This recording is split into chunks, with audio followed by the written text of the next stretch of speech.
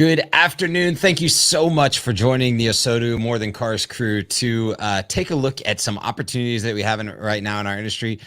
You just get me, Kyle Mountseer. Paul woke up just dreadfully sick this morning, so you don't get to see him. Hey, going back to almost a little over 4 years ago now when the Osodu dream was born, it was really a place to gather dealers together in moments of crisis and say that, hey, when dealers band together, when industry partners, when this automotive industry bands together, no crisis can win.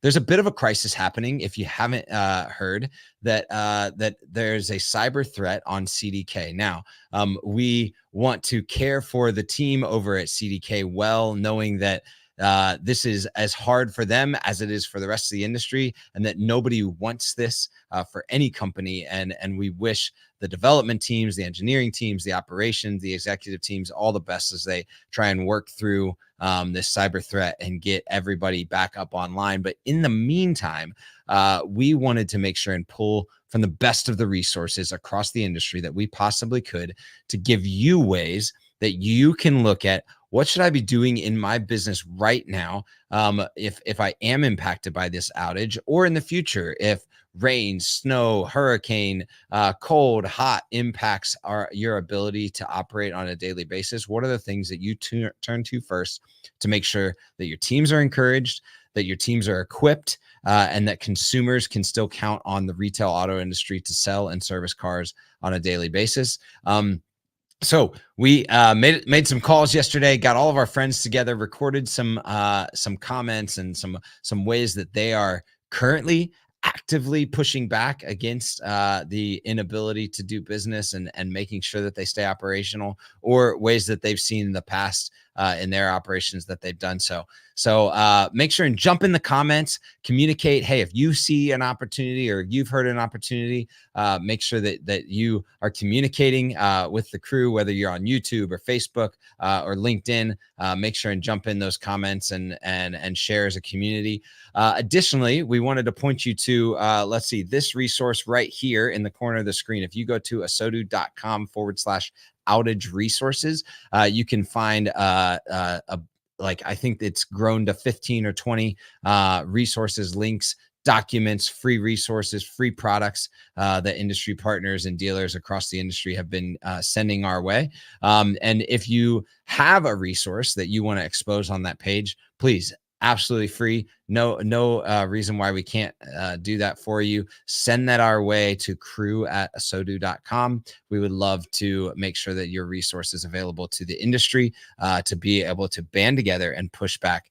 Because when dealers band together, really no crisis can win. It's all about our theme here of being about so much more than cars. So before we get going, just encourage each other, be the positive force within our industry, even when things look down, and continue to push back against the negative stigmas, both in culture and perception of this incredible industry. So let's kick it off to our first interview, and I'll see you here on the flip side. All right, so I have three very relevant guests to the situation on right now. We have Dan Shine from Automotive News, Damon Lester from Nissan of Bowie, and Todd Caputo, Consulting, but spent a lot of time in DMSs as a dealer for years. Gentlemen, thanks for giving us some of your time today. Thanks for having me. Let me just start off. So like the system, this whole situation is rapidly developing, and we're recording this to like compile things and put them out. So things may change by the time we hear this. However, as of right now, it is Thursday afternoon. Everything is still shut down, and everyone's kind of still in this reaction and like very pensive mode as they're watching things unfold. Damon, you are a dealer who is on CDK, so you are dealing with issues, front and center. Can you just tell us what you all are doing, where you're experiencing the biggest issues right now, and could you share some of the things that you're doing to try to solve those in the meantime? Yeah, well, first, thanks for having me, Paul, and good to see you guys. We're pretty much, I would say, back to the basics of using paper and relying on paper trail. And so the biggest impact, I would say, for us has been in the parts and service area. That's been the biggest challenge for us. On the sales side, we're definitely going to, do everything via paper and use dealer track and the other sources to get funding and put customer information in, but parts and service has definitely been a hindrance because trying to capture all of that data via writing and then being able to go back and key it in later whenever it's back up is going to be a challenge.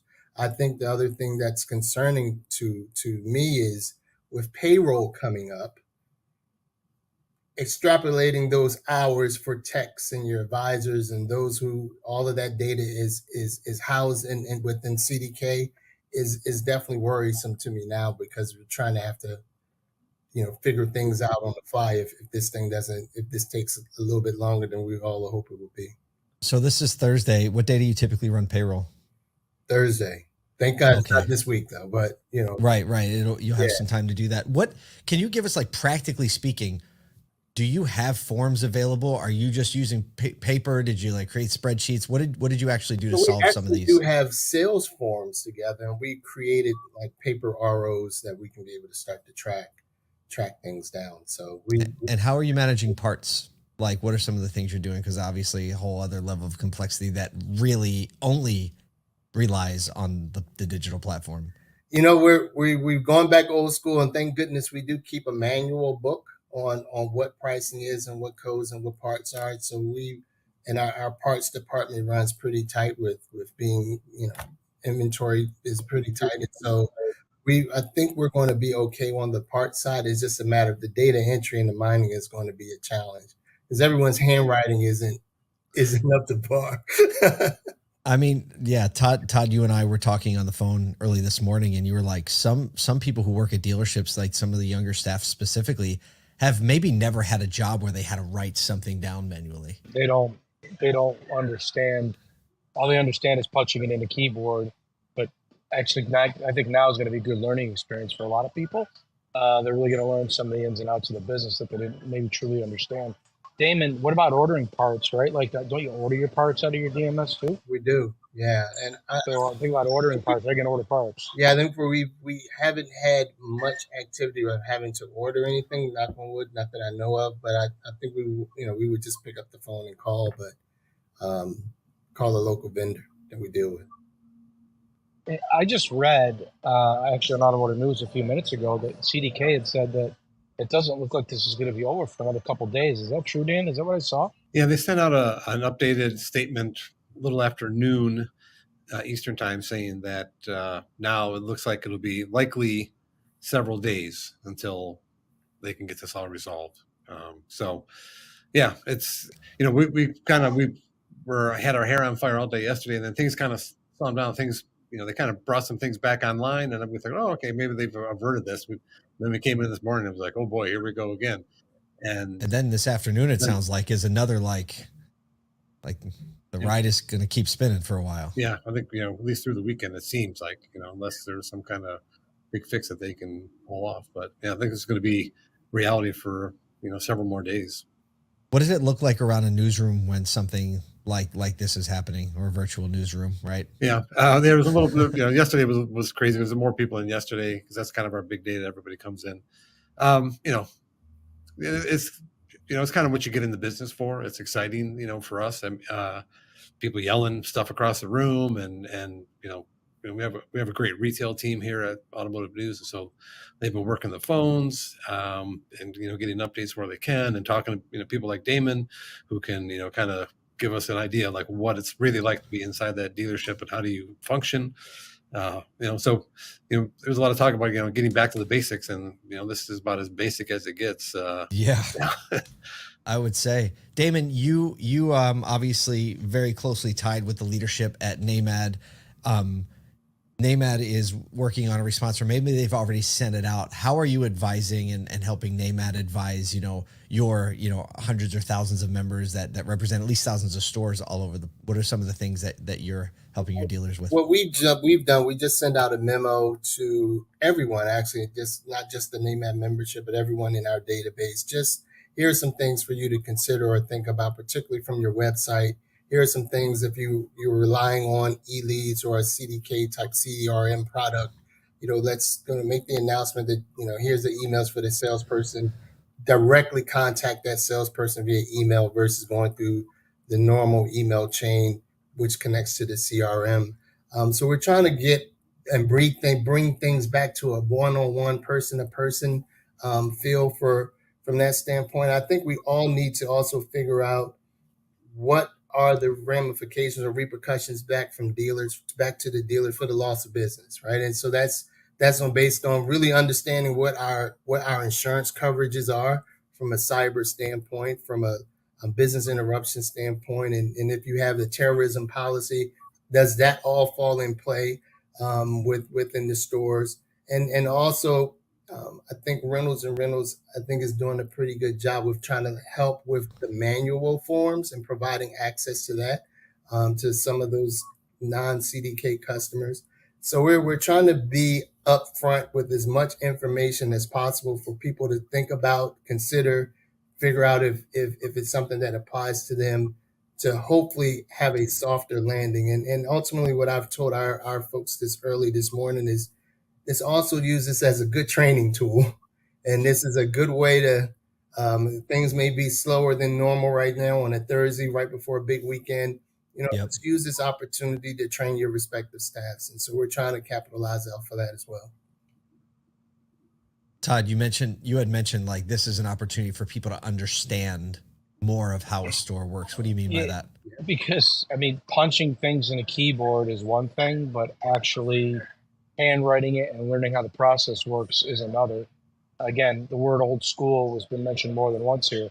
This is how you really learn what happens, how deals actually get worked, how parts actually get ordered, how technicians actually get paid. I remember when I was a kid, we had this old computer system called EDS, right? And the big deal when we switched from EDS to Reynolds and Reynolds, and we had an office manager, I'll never forget, her name was Shirley, right? And she said, we are going to keep repair orders here, 3-part ROs. We're going to keep 3-part parts tickets, everything, lick and sticks for payroll for technicians. We kept it all in a box. And I remember the first time that the DMS went down with the Reynolds and Reynolds, and this was when I was in my 20s, a long time ago, but still, the fact that we had those was huge. And I always kept them on in stock in my stores just in case. And like once a year, like we just kind of pretended that the power went out for a couple hours, just so people had an idea of how to do this stuff. And I think this is a huge wake-up call for everybody in our industry to see when this happens, you got to have a playbook or a manual or something that you can basically open up when moments like this occur, because they probably will happen again, right? And then when you train people, this is part of their training, right? Like you get trained on what happens if the power goes out, if there's a natural disaster, if the DMS goes down, if the internet goes down, because things like this are probably going to happen again for sure. And the other thing that I think is important too is, we have no idea how much access these hackers, or whoever they are, have to customer information. If you think about the amount of information in a DMS, personal information that the dealers have in their DMS, that's huge. And I mean, I think there's a lot more that's going to come out on that side of the story as well. Dan, what is your kind of like internal strategy, and what are you doing over the next, however long it takes? What are some of the things people can be looking to Automotive News for? Well, I'm already taking notes from this conversation here to kind of go back out in the newsroom and say, okay, we got to do it. First, let's call Damon. We got to call Damon and Todd up, and then we got to do it. But it's we're planning for our print issue on Monday, and writing something. But the thing with print is things change. By the time you write it Friday and by Monday it lands on your doorstep, things be different. So we're planning different sidebars, looking at different angles of things, and kind of trying to really get at this and see how it really impacts. And it's just kind of, I think, become this new normal in this country, whether it's a health system, an automotive company, university, big finance. You could go down the list of major companies been hacked in the last 7 months. And it's really they really shut down MGM Grand for a while. We're just trying to see what we can uncover and what we can find out what's going on. Yeah. Well, Dan, thank you for you and your team's work there. We're certainly keeping our eyes on automotive news for what's going on. Todd, Damon, thank you for giving us some of your time. I know you all have a lot to do. Damon's about to go out there, start handwriting ROs and teaching the 18-year-olds like, this is a pen, this is paper, right? This is how it works together. No, thank you so much again. Carburetor. How was that? Yeah. Oh, that's another thing. Spelling. I didn't even think of that. No autocorrect. How do we do this?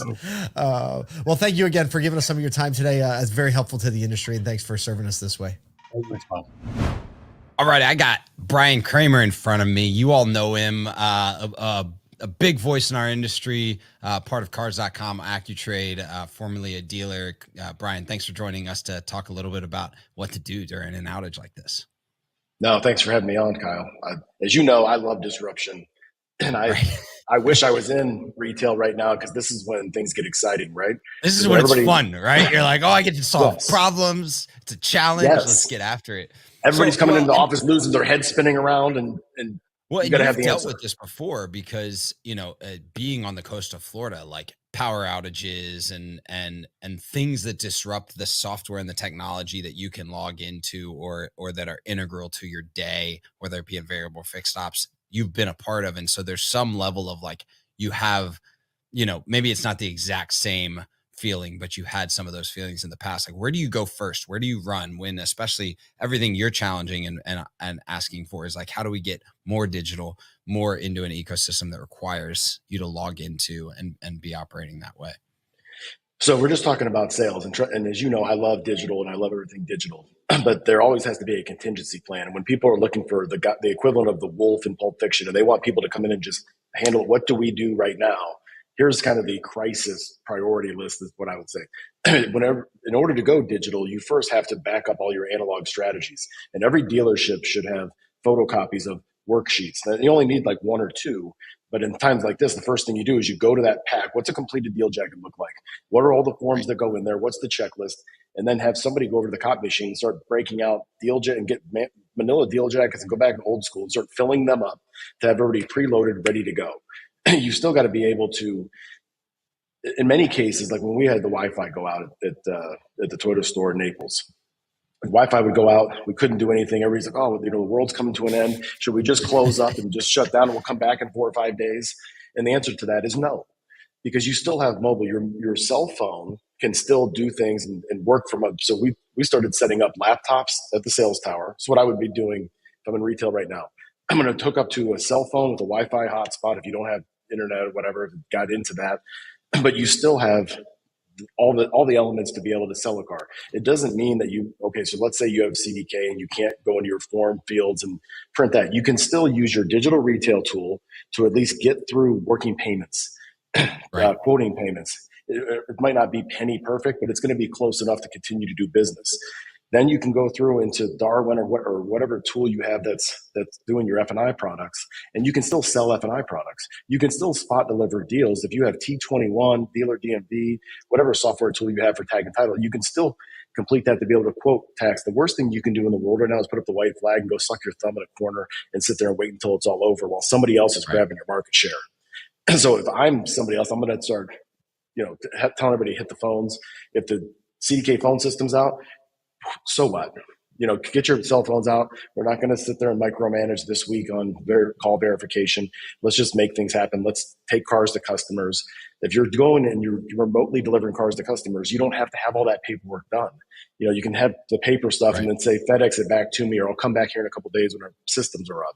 You should still keep creating activity. And the worst thing you can do is be a dealer that has systems down versus another dealer that is running smoothly and just having that defeatist mindset. I promise you that in most dealerships, you can find the mobile website equivalent of whatever it is you're trying to do. Your CRM is going to have a mobile way to work deals.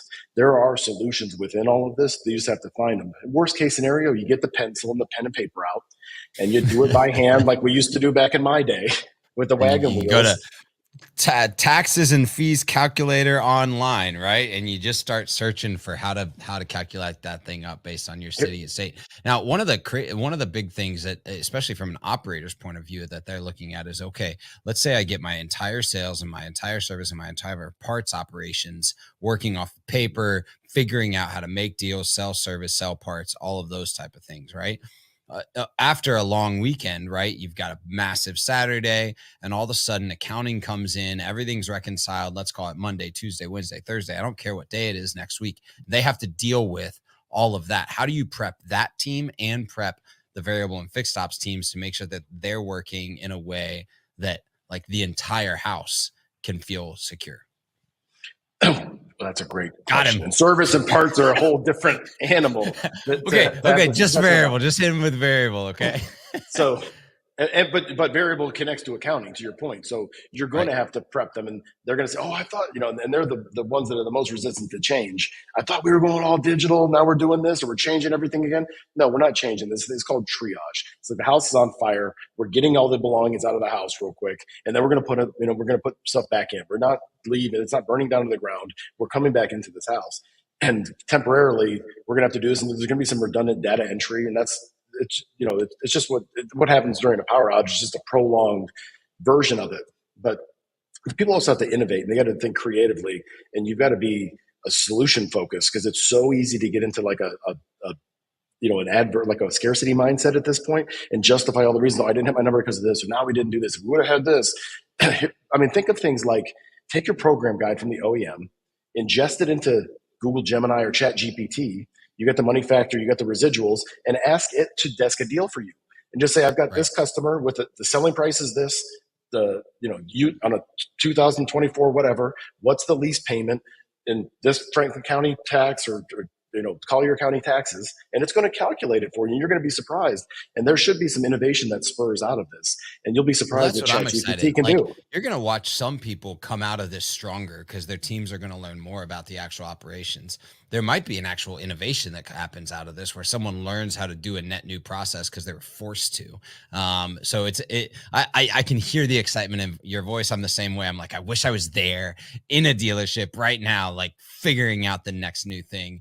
Brian, hey, thanks. We've got to run. We know you're busy. You're probably taking calls left and right from dealers that you know. Thanks for spending a little bit of time with us to just give some of those hot topic items that people can be looking at in their business right now.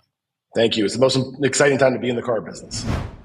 Hey, Alan, thank you so much for joining us today, 5-Star Chevrolet, down south a little bit. Thanks for giving us some of your time in an obviously chaotic week. Yeah, we've been busy last couple of days. We're on CDK, and all the media is definitely telling the story correctly. A bunch of dealers are shut down, and we're figuring out workarounds at this point in time to service our customers and keep everybody's head in the game. A lot of people, obviously, most kind of like sidelined in service and parts and accounting. So how are you all handling service and parts? And maybe we can like glean a little bit of how you're handling things and to help some other people out. Yeah, great question, Paul. So on the service drive, you just go back to basics and do handwrites.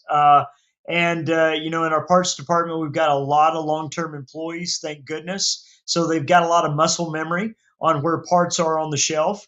And, once again, you're just going to have to handwrite some stuff down and keep lists of what you're doing. The important thing is, this paper that we're generating, you got to safeguard it a little differently than what you would have maybe in a previous situation where, a ticket goes to a technician or a parts guy and it gets misplaced behind the scenes. You can't misplace this stuff. So we're definitely having to watch what we are generating and what we are giving across the shelf a little differently so that we don't lose a line of sight on what we are producing. How many ROs do you typically write in a day? 65, 80, somewhere along in there. It just depends on the day. How many PDIs did I get? How many fleet vehicles? I do a lot of municipality and police departments and stuff like that. So, it could fluctuate as high as 130, 140. But if you normalize it, it's going to be between that 65 and 80. So it's a lot, to keep up with. Where are you getting like the forms and the things that you're using? Did you make them like? Yeah, just creating, and coming up with spreadsheets real quick that everybody's gonna keep track of as well in case we did lose an element, like I was speaking to just a minute ago, something that's hand generated. So are we preparing to be down for 2 days? Or are we preparing to be down for 14 days? And so, if this continues to go longer, our processes will have to even get more detailed and more precise for sure. Are there any other technologies that you're leaning on aside from paper and spreadsheets? Like, how are you leveraging some of the other platforms and tech providers that you use?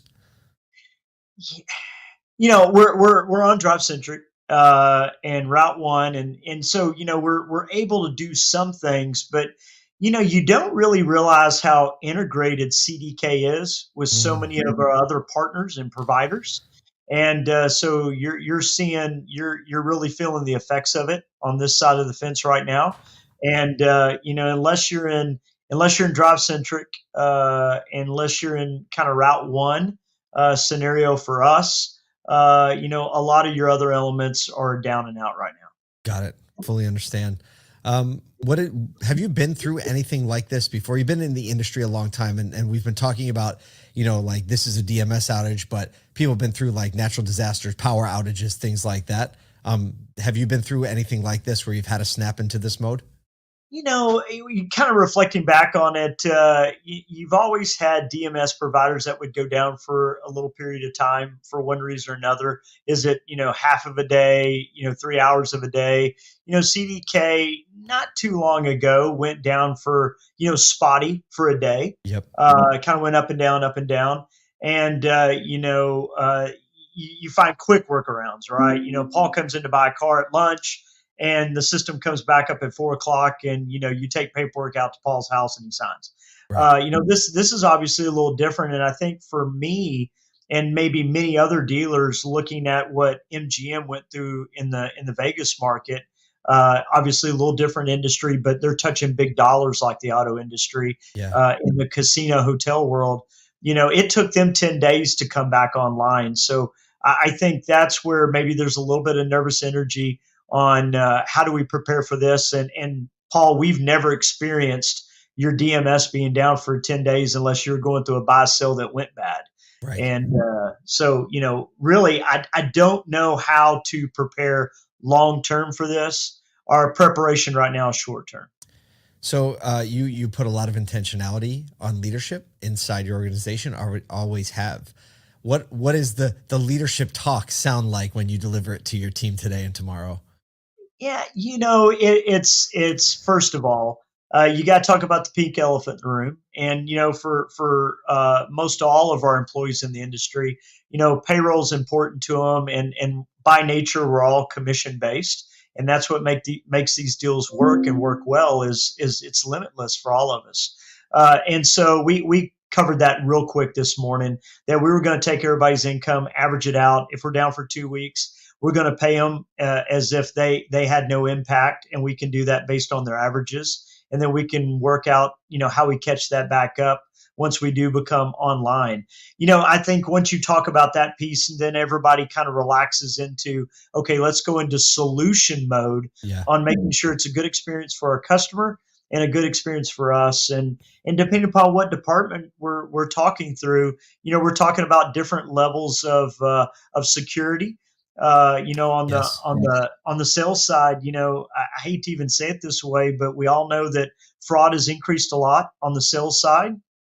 And, we got to also make sure we're protecting ourselves against anybody that's got ill intent, walking in the store knowing that main part of our system is down. And, how do we transact, but transact very, very carefully. So we've had a lot of talks around that as well. Well, Alan Brown, General Manager at Sampac's 5-Star Chevrolet, Dallas-Fort Worth Metroplex. Alan, thank you so much for taking a few minutes out of your time. Best of luck to you. We'll support you however you can. Thanks for sharing everything with the industry. Thanks, Paul. Ed Roberts, COO of Bozard Ford Lincoln in Florida. Thanks for taking some time out of your busy schedule and joining us while you're traveling today. Absolutely. Glad to be here. Yeah. And obviously there's been been affected by some issues this week. I know that your store hasn't necessarily been affected, but you're a big leader in the fixed ops department, whether it's service, whether it's parts, and we know you have policies and procedures in place on how when you do come across issues like this or outages that you can move forward on that pretty easy. How have you guys overcome outages like that before? Well, we're in St. Augustine, Florida. We've been under construction for 5 years. At some point, it's one of the fastest growing counties in the country, so there's always construction. And when there's construction, there's accidents. And when there's accidents, they cut a fiber line, they cut this. So yes, we haven't been affected by this, but we're up and down all the time. And unfortunately, with different things that happen, it may be 2 miles away where something gets cut and it takes us down. But it's all about being prepared. And that's what parts and service is. Parts and service is overcoming obstacles. Something went wrong and we got to overcome it. We got to fix it and get back going. And it's about creating, it's about being positive. It's about letting the team know there's another side to this, that we're going to get through it. This isn't the end of the world, but it's also having some tools in the toolbox to roll with. So like Michael Cirillo with a dealer playbook, that's what you got to have, is you got to have a playbook. Yeah. You got to have a playbook to where, okay, if this happens, this is what we do, and we roll with it. It can be on a shared drive, it can be on a folder on each computer, it can be on whatever. But the key is being prepared. And when you're prepared, it's still business as usual. Be transparent to our customers. Say, hey, here's what we're going through, because they understand it. Those things happen in whatever piece or form of business that they're in. And just be transparent. This is what's going on. But we're going to get through it. And I appreciate your patience. And then they're supportive as well. And a lot of times with change, we look for reasons to revert back to what we used to do. But with obstacles, with friction, when that comes into play, we lock down and say, okay, we can't do anything. Well, just revert back to what you would do if it was just change. Revert back to how we used to do it. So if you simplify it to where you say, hey, this just makes sense, it's just an obstacle. Yeah. Yeah, exactly. And I think you said it right, is that not every dealer is going to be affected by an outage like this with CDK, but every dealer will have an outage a few times throughout the year. And it's just about being prepared for that and being ready so that when you do go through it, your team can adapt and overcome. So there's always got to be a backup plan or some sort of contingency plan in place. How have you led your team through that? And how have you really helped inspire them, led with empathy, and really help them through those struggles? Well, first off, we got to say, hey, there's going to be an end. We got to get through it, and yes, it's going to cause us more work, but it's that ability to stay calm and give them the other side, because we all live in the moment at some point. And when we paint the picture that there is another side to it and give them a path to get there, it's so much easier. We know what we need to do. We know how to service vehicles. We know the information that we need to service those vehicles. Same way with selling vehicles. We know what we need there. And yes, we may have to pick up the phone and call to get the approvals rather than work through online, and whatever the situations may be. But there's other ways to do it. But we don't always think of that because we revert to what we know. And we've been on DMSs and computers for so long. Well, that's what we go to. And then all of a sudden it's not there. Can't do anything. Well, cars Yeah. don't quit breaking, and the need for vehicles doesn't go away. We still have to be there for our customers. Yeah, that's right. Now, how do you balance the need for tools and technology, and then also having like a backup plan for that? Because not everybody knows this, but you guys have a huge fixed ops operation there in the service side of it. Not only like in the in-person side, but also the remote service side. So there's a lot of technology and tools that go into that. How do you guys have backup plans in place, and how do you train on that with your team so that when it does happen, that you can flip the switch and then it's just following the next steps? So that's key right there, is training on it. It's preparing for what could go wrong, because at some point it is. And yes, we had an outage yesterday. It wasn't a DMS outage, so to speak. We had an internet outage where we control all of our remote services stuff. But it was easy. We sent everybody home and everybody worked from home, because that's what we've trained for. That's what we prepared for. And so that's the things that we have to prepare. We don't do a good enough job training as it is. And so we got to get comfortable with training our staff. They're hungry for it. And then as we train them, it becomes easier to train them, and we can train them to overcome the obstacles that we're going to run into and give them the tools to get through it. So if this happens, then this. And when you have those things, it's just business as usual. But I'm making that sound easy. You got to switch to do the training for the position, and then do the training for the obstacles that could arise, and at some point will arise. Yeah. That's right. And it's clear that you're leading a great operation there, Ed. It's great that you can come on here and join us today. So thank you for doing this last minute. And if people wanted to reach out to you, I know they can find you on LinkedIn. They can connect with you there. But Ed, thank you so much for joining us. Absolutely. Thank you, Jordan.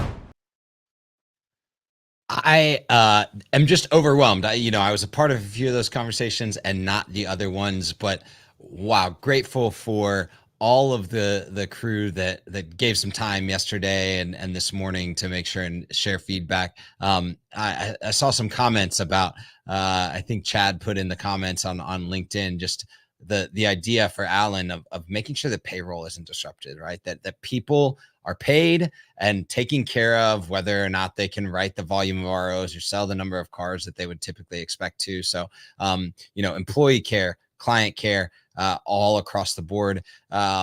Make sure if you haven't, go ahead and go to the outage resources link on our website. You can see it right there on the screen below me.